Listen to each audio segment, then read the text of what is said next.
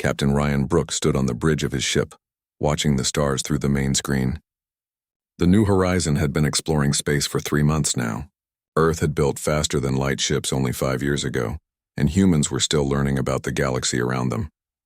"Captain," said Lieutenant Amy Rodriguez from her station, "we're picking up something strange. There's a large ship approaching us." Ryan looked at the screen. A massive vessel appeared, much bigger than anything humans had ever built. The ship was silver and had strange markings on its hull. It moved smoothly through space like it had been flying for centuries. "Are they trying to talk to us?" Ryan asked. "Yes, sir. They're sending a message in perfect English," Amy replied, looking surprised. "Put it through," Ryan ordered. A voice filled the bridge. It sounded calm and formal. "Human vessel New Horizon. This is Commander Zethkar of the Galactic Council. We request permission to speak with your captain." Ryan's heart beat faster. The Galactic Council. Humans had heard rumors about such a group, but no one knew if it really existed. "This is Captain Ryan Brooks. I'm listening." "Captain Brooks, your species has caught our attention. We have been watching Earth for some time. You have developed space travel very quickly, too quickly, some would say." Ryan looked at his crew. They all seemed nervous but excited. This was the moment humans had dreamed about, meeting other intelligent life. "We would like to invite Earth to join the Galactic Council," Zethkar continued. "This is a rare honor.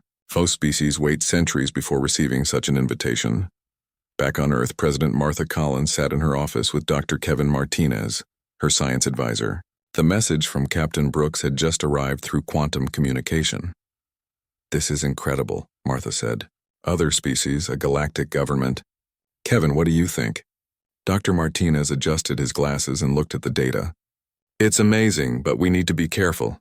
We don't know anything about their intentions or their power." "But think of what we could learn," Martha replied. "Medicine, technology, science. This could change everything for humanity. Or it could be very dangerous," Kevin warned. "We're still new to space. We don't know how advanced these other species are." Martha nodded. She understood the risks, but the opportunity was too big to ignore. "Set up a meeting with the council. Send Ambassador Peter Johnson and a small team." Meanwhile, in a different part of the galaxy, the Galactic Council was having its own discussions. The council building was enormous, floating in space near a bright star. Inside, representatives from hundreds of different species were talking about the humans. Zethkar, who looked like a tall, blue humanoid with 4 arms, spoke to the gathered crowd. "The humans are developing too fast. They went from no space travel to faster-than-light ships in just 50 years. This is unusual.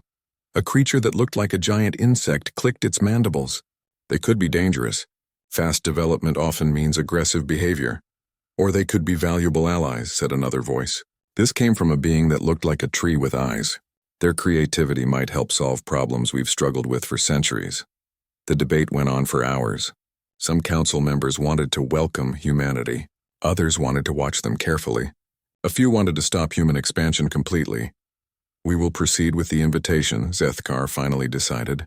"But we will be careful. The humans will start with observer status only." 3 weeks later, the Earth ship, Promise of Tomorrow, arrived at the council station.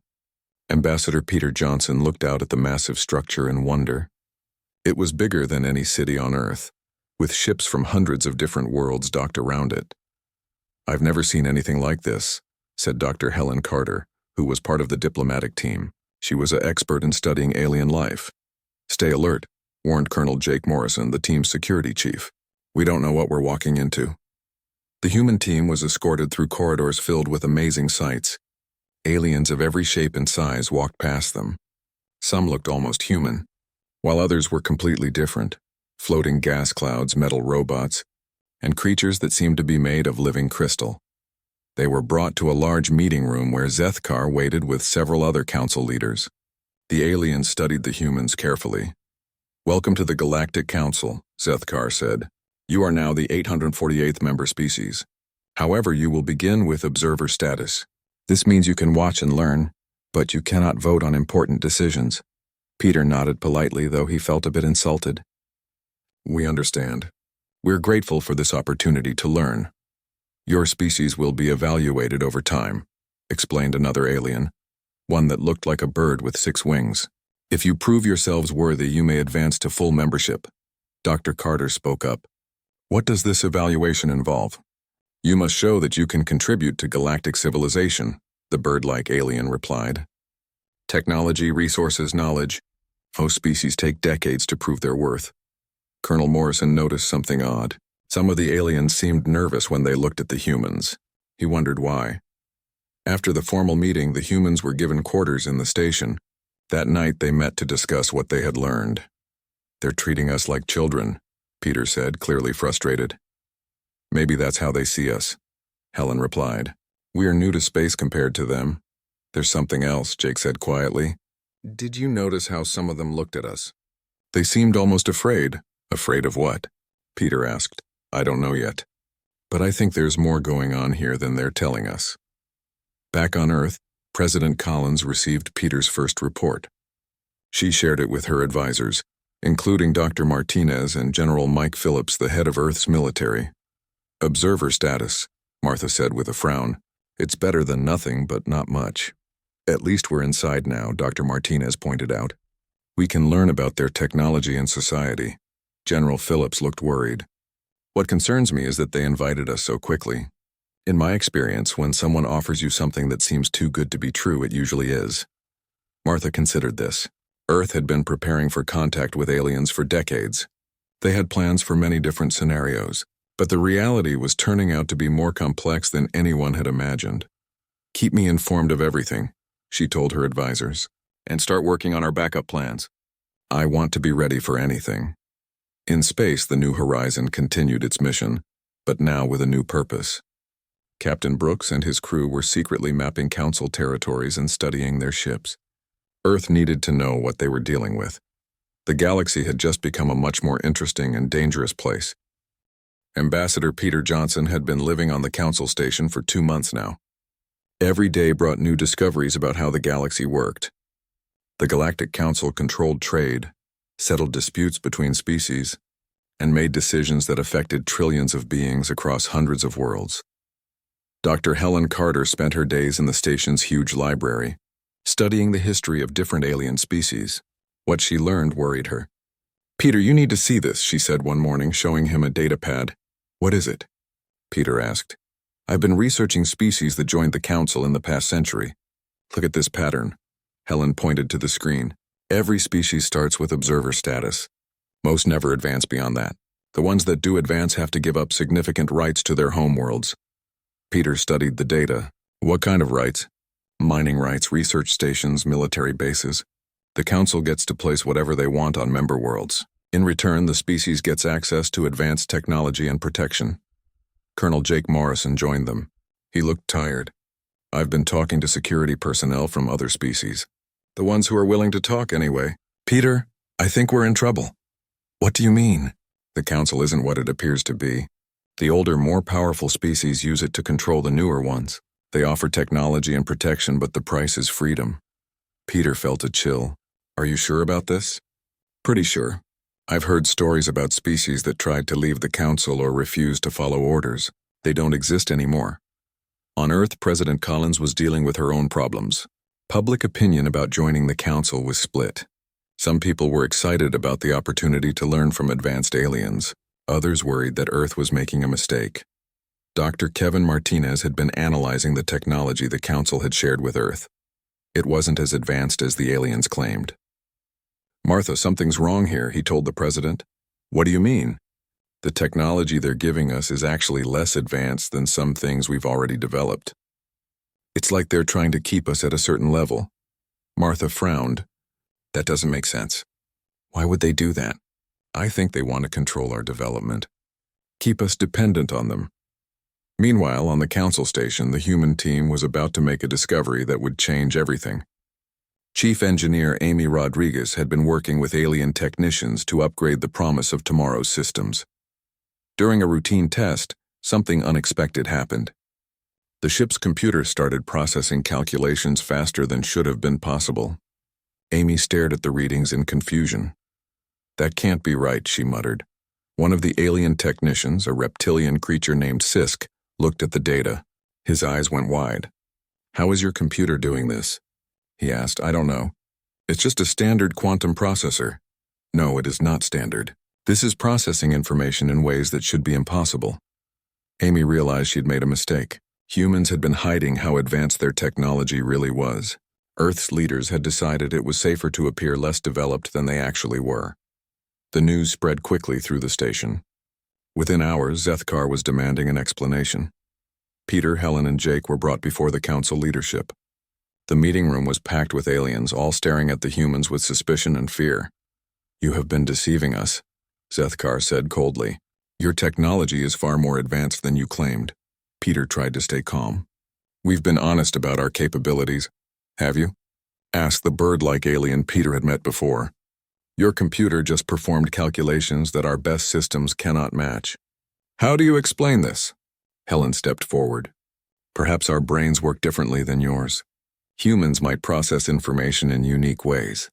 This caused a stir among the council members. They began talking rapidly in various alien languages. Peter caught a few words that made him nervous. Dangerous, unpredictable, threat. Zethkar held up his hands for silence. "We will need to study this phenomenon. Dr. Carter, you and your engineer will remain here for testing." "I'm sorry, but I can't allow that," Colonel Morrison said firmly. "Our people are not test subjects." The tension in the room increased. Several large armed aliens moved closer to the humans. "You are guests here," Zethkar said, "but you are also members of the council now. We have the right to understand your capabilities." "And we have the right to refuse," Peter replied, "unless you're planning to force us." Back on Earth, strange things were happening. Scientists working on various projects were making breakthrough discoveries at an incredible rate. Dr. Emma Walsh, Earth's leading physicist, had been studying quantum mechanics when she noticed something amazing. "The human brain can actually interface with quantum fields," she told Dr. Martinez during an emergency meeting. "We're not just observing quantum effects, we're participating in them." "What does that mean?" Martinez asked. "It means humans might be naturally suited for technologies that other species can't even imagine. We're not just smart, we're evolutionarily different." President Collins listened to the report with growing concern. "How different?" "Very different. If this research is correct, humans represent a completely new type of intelligent life. One that could potentially surpass any other species in the galaxy." This news reached the human team on the council station through encrypted communications. Peter realized they were in serious danger. "They're scared of us," he told his team that night. "That's why they invited us so quickly. They wanted to control us before we became too powerful." "What do we do now?" Helen asked. Jake looked out the window at the vast council station. "We need to get home and warn Earth. I think they're planning to take action against us." The next morning, the humans requested permission to return to Earth for consultations. Zethkar's response was not what they expected. "I'm afraid that won't be possible," he said. "The council has voted to restrict human movement until we better understand your capabilities." "You're imprisoning us?" Peter asked, shocked. "We're protecting the galaxy. If your species is as dangerous as we suspect, we cannot allow you to spread unchecked." Word of this decision reached Earth within hours. President Collins called an emergency meeting of her top advisors. "They've taken our people hostage," General Phillips said angrily. "This is an act of war." "Against a force that controls most of the galaxy," Martha replied. "We need to be smart about this." Dr. Martinez had been quiet during the meeting. Now he spoke up. "Maybe we've been looking at this wrong. They're not afraid of our technology, they're afraid of us, of what humans might become." "What do you mean?" "Think about it. Every other species they've encountered probably developed along predictable lines. But humans are different. We adapt, we improvise, we find solutions others miss. To them, we must look like chaos incarnate." Martha nodded slowly. "So what do you recommend?" "We need to rescue our people, and then decide what kind of relationship we want with the galaxy. If they see us as a threat, maybe it's time to start acting like one." On the council station, Peter and his team were making their own plans. They had been restricted to their quarters, but Jake had found ways to move around the station undetected. "I've been mapping their security systems," he reported. "They're advanced, but they have weaknesses. Human unpredictability seems to confuse their protocols." "Can we get home?" Peter asked. "Maybe, but we need to assume they'll try to stop us. And if we escape, Earth needs to be ready for what comes next." Peter looked at his team. Helen with her scientific mind, Amy with her technical skills, Jake with his tactical thinking. They were just 4 humans against a galaxy full of aliens, but somehow Peter felt like the odds might be more even than anyone realized. "Let's go home," he said. "Earth needs to know what we're really up against." The escape from the council station happened at 3 in the morning station time. Colonel Jake Morrison had studied the alien security patterns for weeks. He found a 12-minute window when the guards changed shifts near the docking bay where the Promise of Tomorrow was held. "Move now," Jake whispered to his team through their hidden communicators. Peter Johnson, Dr. Helen Carter, and Chief Engineer Amy Rodriguez slipped through the corridors like shadows. Jake had taught them how to move quietly, how to avoid the security sensors that tracked movement and heat. They reached their ship without being detected. Amy's fingers flew over the controls, starting the engines as quietly as possible. The Promise of Tomorrow lifted off from the docking bay just as alarms began to sound throughout the station. "They know we're gone," Peter said, watching alien security ships scramble to intercept them. "Hold on," Amy replied, pushing the ship's engines beyond their normal limits. The Promise of Tomorrow shot away from the station, heading for the edge of the system where they could jump to faster-than-light speed. Zethkar's voice filled their communications system. "Human vessel, return immediately or face the consequences." Peter keyed the microphone. "The only consequence we're interested in is going home to warn our people about what you really are." The ship jumped to light speed just as Council warships arrived to stop them. They were free, but Peter knew this was just the beginning of humanity's problems. Back on Earth, President Martha Collins was preparing for the worst. Dr. Emma Walsh had been working day and night to understand human quantum consciousness abilities. What she discovered amazed everyone. "We're not just different," Emma explained to the President's Council. "We're evolved for something the other species aren't. Human brains can directly access quantum information fields. This gives us advantages in computing, problem-solving, and even predicting outcomes." General Mike Phillips leaned forward. "What kind of advantages?" "Imagine being able to calculate complex problems instantly, or seeing patterns that others miss completely. Human intuition isn't just guessing, it's quantum processing." Dr. Kevin Martinez looked worried. "If this is true, then the Council has good reason to fear us. We could potentially surpass them in every area." "Which is exactly why they tried to trap our people," Martha replied. "They want to control us before we realize our own potential." The discussion was interrupted when the Promise of Tomorrow arrived in Earth orbit. Peter and his team were brought directly to the President's office. "They're planning to invade Earth," Peter reported without delay. "They see us as an existential threat to their control of the galaxy." "How long do we have?" General Phillips asked. "Maybe weeks. They're gathering ships from across their territory." Martha looked at her advisors. "Options?" "We could try to negotiate," suggested Dr. Martinez, "with people who held our diplomatic team prisoner." Jake Morrison shook his head. "They've already shown what they think of negotiation." "Then we fight," General Phillips said, "against hundreds of species with technology that's had thousands of years to develop?" Helen Carter looked skeptical. Emma Walsh had been quiet during the discussion. Now she spoke up. "Maybe we don't have to fight them directly. What if we prove that we're not the threat they think we are?" "How?" Martha asked. "By saving them." 3 days later, emergency broadcasts filled Council space. The world of Taraxis, home to 12 billion beings, was under attack by an unknown enemy from outside the galaxy. The attackers called themselves the Devourers, and they were destroying everything in their path. Captain Julie Adams of the Earth ship Liberty Star received the distress calls while on patrol near the edge of human space. Her ship was small compared to Council vessels, but it was fast and packed with human ingenuity. "Captain, we're receiving hundreds of emergency signals from the Taraxis system," reported Lieutenant Commander Steve Turner, her tactical officer. "What's the situation?" "Bad. The Devourers have some kind of technology that eats metal and energy. Council ships are being destroyed faster than they can retreat." Julie made a decision that would change galactic history. "Set course for Taraxis. Maximum speed." "Ma'am, we're just one ship. What can we do against an enemy that's defeating entire fleets?" "We're going to do what humans do best," Julie replied. Something unexpected. The Liberty Star arrived at Taraxis to find chaos. Dozens of Council ships floated dead in space, their hulls partially dissolved by some kind of energy weapon. The planet's surface was being consumed by massive mechanical creatures that seemed to eat everything they touched. "Steve, I need options, Julie ordered. Steve Turner studied the tactical display. The Devourers were like nothing in Council databases. They absorbed energy weapons and destroyed conventional missiles before they could hit. But Steve noticed something. Captain, they're following predictable patterns. Look at their movement formations. Julie studied the display. The alien lieutenant commander was right.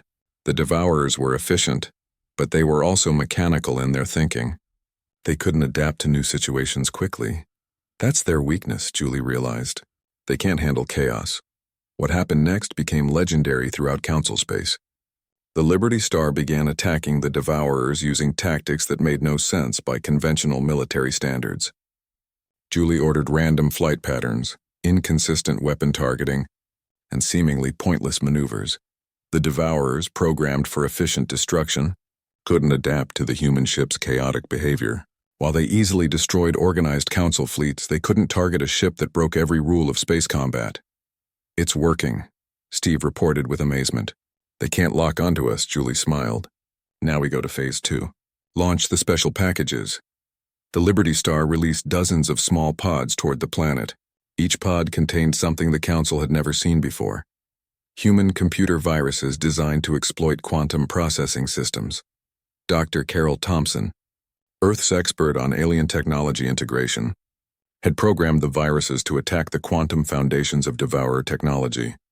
Because human consciousness could interface with quantum fields, the viruses carried something unique: human unpredictability.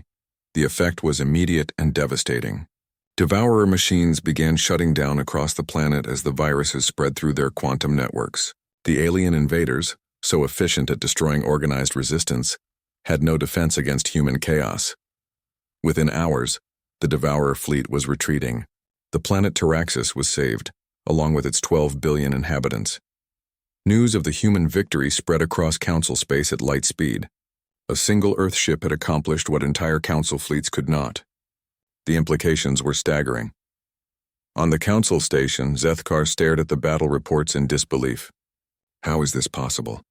The bird-like alien, whose name was Krixtal, shook his feathered head. The humans used tactics that shouldn't work. Random movements, chaotic targeting patterns, virus weapons that attack quantum systems in ways we don't understand. They saved Taraxis, added another Council member, one that looked like a floating jellyfish. 12 billion lives, and proved that they're more dangerous than we imagined, Zethkar replied. A species that can defeat enemies we cannot even hurt. Back on Earth, President Collins was receiving reports of something unprecedented. Human colonies throughout space were reporting breakthrough discoveries. Scientists were solving problems that had puzzled them for years. Engineers were building devices that shouldn't work but did anyway. It's like the Taraxis battle unlocked something, Dr. Walsh reported. Human quantum consciousness is expanding. We're becoming more than we were. General Phillips looked concerned. Is this good or bad? It's evolution, Emma replied. And it's accelerating. Captain Julie Adams and her crew returned to Earth as heroes, but Julie was more worried than celebratory. The Devourers will be back, she told President Collins. And next time they'll be ready for human tactics. What about the Council? Martha asked. They're terrified. They invited us to join them because they wanted to control us. Now they've seen what happens when humans are pushed too far. Martha nodded. The situation was becoming clear. Humanity had proven itself capable of feats that amazed and frightened the galaxy's established powers. The question now was what to do with that knowledge. We need to prepare for two possibilities, she told her advisors. The Council might try to destroy us to eliminate the threat we represent. Or they might try to become our partners out of necessity. What if we don't want either option? Asked Dr. Martinez. Martha looked out the window at the stars. Somewhere among them, the Galactic Council was making decisions that would affect humanity's future, but perhaps it was time for humanity to start making its own decisions about its place in the galaxy. Then we forge our own path, she said quietly. Director Sandra Lewis sat in her office deep beneath the mountains of Colorado, reading reports that made her stomach turn. As head of Earth Intelligence, she had access to information that most people never saw. What she was learning about the Galactic Council would shock the world. Ma'am, we've received another data package from Agent Foster, her assistant. Agent Rachel Green reported. Sandra opened the encrypted files. Captain Danny Foster had been operating undercover in Council space for 3 months, posing as a human traitor. His mission was to learn the truth about how the Council really worked. The truth was worse than anyone had imagined. "My God," Sandra whispered as she read Foster's latest report. "Rachel, get President Collins on the secure line immediately." 30 minutes later, Sandra was in the President's emergency bunker, along with Dr. Martinez, General Phillips, and other top officials. The information she shared left everyone speechless. "The Galactic Council isn't what it claims to be," Sandra began. "It's a tool used by the oldest, most powerful species to control everyone else. Here's how it works." She activated a holographic display showing the galaxy. There are 12 ancient species that founded the Council 2,000 years ago. They call themselves the Eternal Dominion. Every other species in the galaxy, all 836 of them, are basically their property. "Property?" President Collins asked. "The Council offers protection and technology to new species, but the price is complete submission. Once you join, you can never leave. Your worlds become resource extraction points. Your people become workers. Your brightest minds are taken away for advanced education and never return." Dr. Martinez looked sick. "What happens to species that refuse to join?" Sandra activated another display. It showed star systems that were completely empty. "They're eliminated. The Council has weapons that can destroy entire solar systems. They call it pest control." General Phillips stood up angrily. "How many species have they destroyed?" Foster's data suggests hundreds, maybe thousands over the centuries. Any species that shows too much independence or develops too quickly gets wiped out. President Collins sat in stunned silence. Finally, she spoke. "How did Foster get this information?" "He's been working with a resistance movement inside Council space.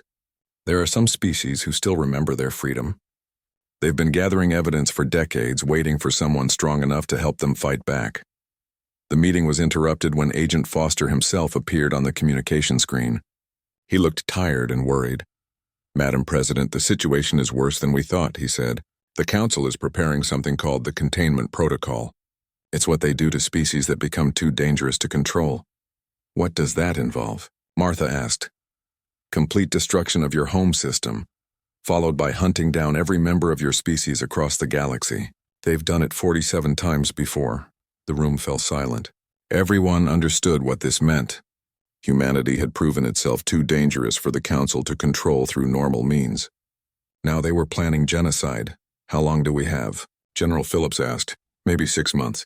They're moving slowly because they want to study our quantum consciousness abilities first. But once they learn what they need to know, they'll act." Sandra activated another file. "There's more."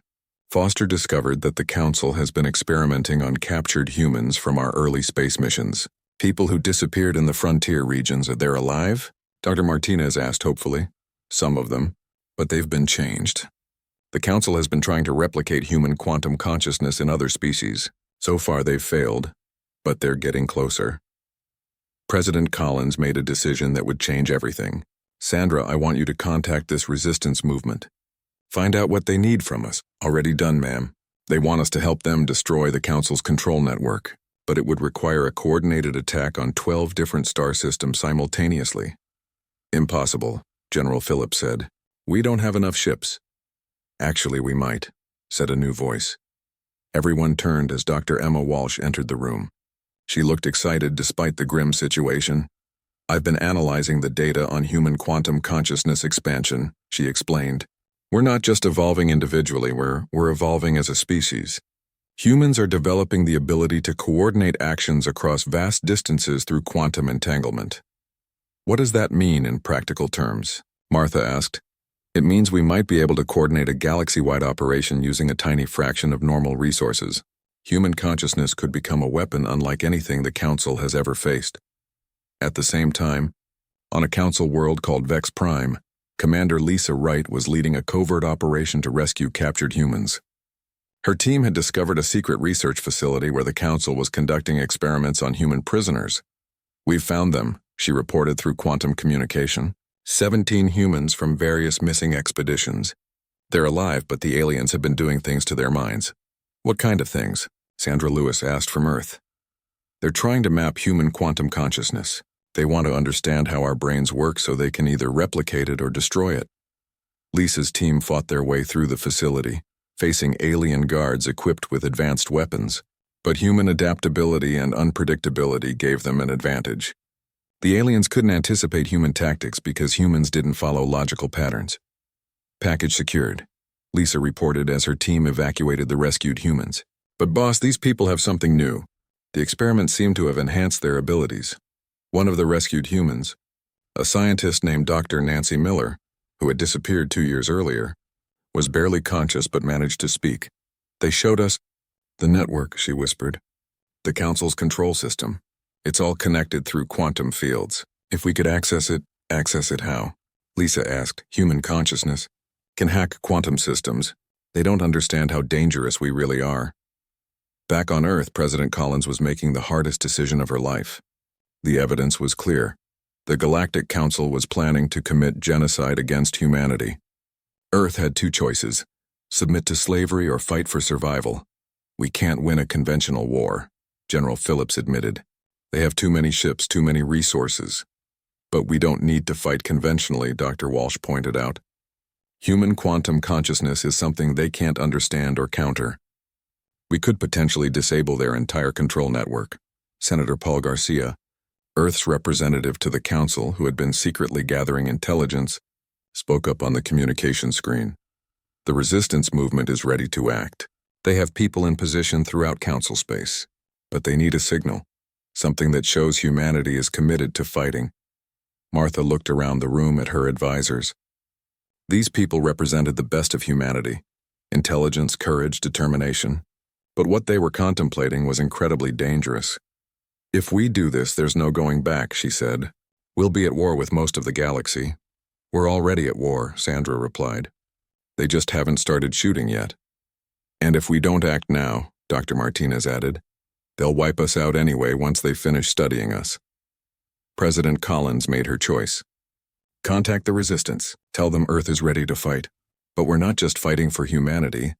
We're fighting for every species that wants to be free. As the meeting broke up, each person had their own role to play in what was coming. Sandra would coordinate with the resistance.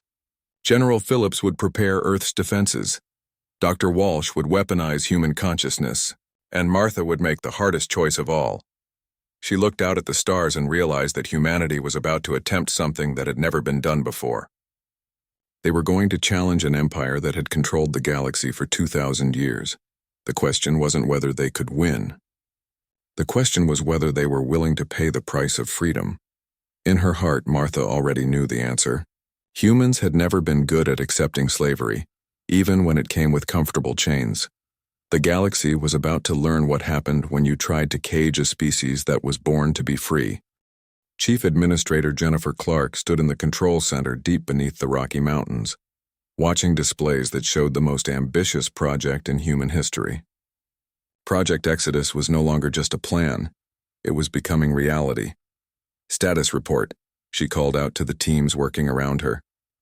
Dr. Tony Walker looked up from his quantum calculations. The dimensional bridge is stable, but we need another 6 hours to reach full power. Time we might not have, warned Admiral Kelly White from the orbital defense platform. Council fleets are moving into position around our solar system. They'll be here in 8 hours. Jennifer nodded grimly. Earth had known this day would come. After months of fighting the Council's control network throughout the galaxy, humanity had pushed too far. The ancient powers had decided that the human problem needed a final solution, but humans had been preparing their own solution. How many people have we evacuated so far? Jennifer asked.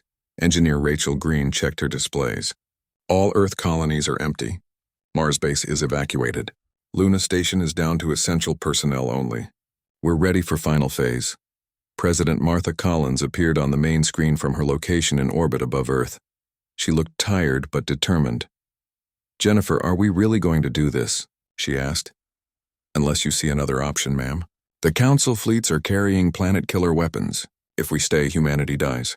If we go, well, at least we have a chance. What humanity was attempting had never been tried before. Using their unique quantum consciousness abilities, they planned to move Earth itself to a parallel dimension, a universe where they could develop without interference from the Galactic Council. Dr. Emma Walsh had discovered the theoretical possibility months ago. Human brains could access quantum fields that allowed them to perceive other dimensions. With enough humans working together, they might be able to create a bridge between universes. "The quantum resonance is building," reported Dr. Walsh from her station. "Every human in the solar system is linked into the network. I can feel their consciousness connecting across space." It was true. Across Earth, Mars, Luna, and every human outpost, people were sitting in meditation-like states, their minds linked through quantum entanglement. Children in schools, workers in factories, soldiers at their posts. Everyone was contributing their mental energy to the greatest undertaking in human history. Commander Chris Davis spoke from his position with the Defense Fleet. "Council ships have entered the outer system. They're demanding our surrender." Response: Admiral White asked. "Tell them we're busy," Jennifer replied calmly. The Council fleet was enormous, over 300 ships from dozens of species. They had come to end the human problem once and for all. Sethkar himself commanded the fleet from his flagship. "Human vessels, this is your final warning." His message boomed across space. "Surrender now, or face complete annihilation." President Collins activated the general communication channel that would reach every human in the solar system. "My fellow humans," she began, "today we face a choice that no species has ever faced before. We can submit to slavery, or we can choose freedom in a way that no one has ever imagined."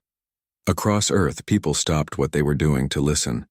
In underground shelters, in orbital stations, in hidden bases throughout the solar system, humanity heard their leader's words. "The Galactic Council believes they can control us because we are few and they are many. They believe they can destroy us because we are young and they are old. But they don't understand what humanity really is." Jennifer watched the quantum readings climb higher. The dimensional bridge was almost ready. "We are not just another species," Martha continued. "We are evolution itself. We are change, growth, and the refusal to accept limits. And today, we show the galaxy what that really means." The president's voice filled with emotion. "In 60 seconds, we're going to do something impossible. We're going to take our entire world and move it beyond their reach, not just to another star system, but to another universe entirely." Dr. Walker called out urgent readings. "Bridge is at 90%. Dimensional barriers are becoming unstable." "Council ships are powering weapons," reported Commander Davis. "They're preparing to fire." "All humans, focus your minds on home," President Collins said softly. "Think about what Earth means to you. Think about the future we want to build. Think about freedom." Across the solar system, 8 billion human minds turned their thoughts toward the same goal. The quantum resonance became so strong that even the aliens could detect it on their instruments. On the Council flagship, Sethkar stared at readings that made no sense. "What are they doing?" His science officer, a crystalline being from the Altair system, looked confused. "The entire star system is generating quantum fluctuations. It's like reality itself is becoming unstable." "Fire all weapons," Sethkar ordered. "Stop whatever they're doing." But it was too late. "Bridge is at 100%, Dr. Walker announced. Dimensional translation in 3, 2, 1. Jennifer Clark pressed the final activation key. Reality twisted. For a moment that lasted forever, the Earth solar system existed in 2 universes simultaneously. Every human felt the strange sensation of being stretched across dimensions while remaining perfectly still. The Council fleet fired their planet-killer weapons at the exact moment Earth began to fade from their universe. The weapons passed through empty space where a world had been seconds before. When the translation was complete, the Sol system hung in space surrounded by unfamiliar stars. Earth still orbited its sun, but the sun now shone in a different universe entirely. "Translation complete," Dr. Walker reported, his voice filled with amazement. "We did it. We actually did it." Across Earth, celebrations erupted. Humanity had achieved the impossible. They had literally moved their entire world beyond the reach of their enemies. In the universe they had left behind, the Council fleet stared at empty space where Earth had been. Sethkar's instruments could find no trace of the human world or its people. "Where did they go?" he demanded. "Unknown," his science officer replied. "The quantum signature suggests dimensional translation, but that should be impossible." "Find them," Sethkar ordered. "Sir, our best scientists say that what just happened violates every known law of physics. We don't even know how to look for them." Back in their new universe, humanity was discovering they weren't alone. The quantum translation had attracted the attention of other beings, species that had never heard of the Galactic Council or its oppressive rule. First contact came within days. The new aliens were curious and friendly, approaching with wonder rather than suspicion. "You moved your entire world between dimensions?" asked the first alien ambassador, a peaceful being that looked like a walking tree. "Such power. Yet you use it only to escape, not to conquer." President Collins smiled. "That's what makes us human. We fight for freedom, not dominance." As months passed, humanity began building relationships with their new neighbors.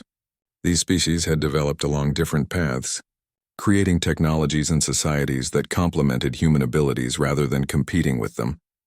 The quantum consciousness that made humans unique also made them valuable partners. They could help solve problems, facilitate communication between species, and serve as bridges between different ways of thinking. "We could build something here," Dr. Walsh told President Collins during one of their planning meetings. "A civilization based on cooperation instead of control." Meanwhile, in the old universe, the Galactic Council was falling apart. The sudden disappearance of humanity had done more than remove a threat. It had shattered the myth of Council omnipotence. Species throughout Council space began asking questions. If humans could simply leave, why couldn't they? If the ancient powers could be defied, why submit to their rule? Rebellions broke out on dozens of worlds. The resistance movement that had helped humanity grew into a full-scale revolution. Without the human example of impossible achievement, the Council's authority crumbled. "They're gone," Zethkar admitted to the other Council leaders during an emergency session. "And their absence is destroying everything we built." "How can beings who no longer exist still threaten us?" asked another Council member. "Because they proved that our control was an illusion. Every species in the galaxy now knows that escape is possible." Years later, in their new universe, humanity received a message from the old one. It came through quantum channels that barely breached the dimensional barrier. This is former Council Resistance leader Sisk, speaking on behalf of the Free Species Alliance. The message began. "The Galactic Council has fallen. 70% of member species have declared independence. We wanted you to know. Your escape didn't just save humanity. It freed the galaxy." President Collins, now older but still leading Earth, listened to the message with tears in her eyes. "We never intended to start a revolution." "Maybe that's why it worked," Dr. Walsh replied. "We weren't trying to conquer anyone. We just wanted to be free."